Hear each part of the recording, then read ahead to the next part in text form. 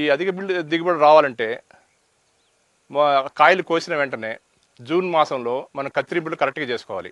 కత్తిరింపులు మన ఒక వరుసలో ఉన్నాయంటే మొక్కలు తూర్పు వైపున పశ్చిమ వైపున మనం ప్రూనింగ్ చేసుకుంటూ సెంటర్లో కూడా మనం స్టెమ్లు కటింగ్ చేసుకుంటే సూర్యరశ్మి మనకి తూర్పు వైపున పడమర వైపున పడతాయి, మధ్యలో సెంటర్లో కూడా మనకి ఎండ అనేది పడుతుంది.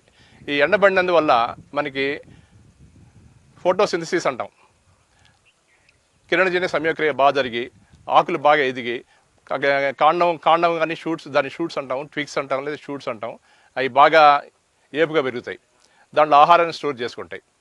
సో అది కత్తిరింపులు ఆ విధంగా చేసుకున్నాక మనం వెంటనే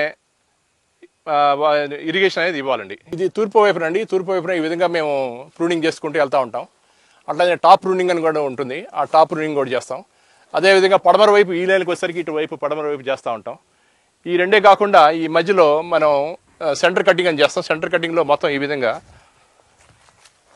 మొత్తం గ్యాప్ వచ్చేటట్టు చేస్తాం అనమాట. సో ఈ విధంగా వచ్చినందువల్ల మీకు మొత్తం సూర్యరశ్మి తూర్పు వైపు నుంచి పడమర వైపుకి వచ్చి ఇట్లా సెంటర్ కూడా పడుతుంది. దానివల్ల మనకి కిరణజన్య సంయోగక్రియ బాగా జరిగి మంచి షూట్స్, బాగా హెల్దీ షూట్స్ ఈ విధంగా వస్తుంటాయి. చూడండి, ఇంత హెల్దీ షీట్స్ ఈ కాండం మీద కూడా పడుతూ ఉంటుంది. ఈ విధంగా చూడండి. సో ఇలాంటి షూట్స్ వస్తాయి. ఇక్కడి నుంచే మనకి ఫ్లవరింగ్ అనేది వస్తూ ఉంది. ఈ ఫ్లవరింగ్ వచ్చే షూట్స్ని మనం జాగ్రత్తగా కాపాడుకుంటే డిసెంబర్ నెలలో మనకి అనుకూలతను బట్టి, క్లైమేట్ అనుకూలతను బట్టి మనకి పూత అనేది వస్తుంది. అప్పటి నుంచి మనం జాగ్రత్తగా ఈ పురుగులు తెగులు లేకుండా మన యాజమాన్యం చేసుకుంటే అత్యధిక దిగుబడులు పొందడానికి ప్రతి రైతు సోదరుడికి చాలా ఉపయోగకరంగా ఉంటుంది.